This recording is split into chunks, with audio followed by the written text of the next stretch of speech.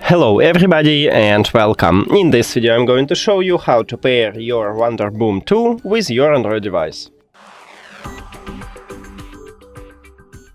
You have to start by open settings and after that go to connected devices. Next click pair new device and then click at the power button to turn on your speaker. After that right here we have a Bluetooth button, so press and hold on it. And now it starts flashing, and we can see it at the device list, so just click on it.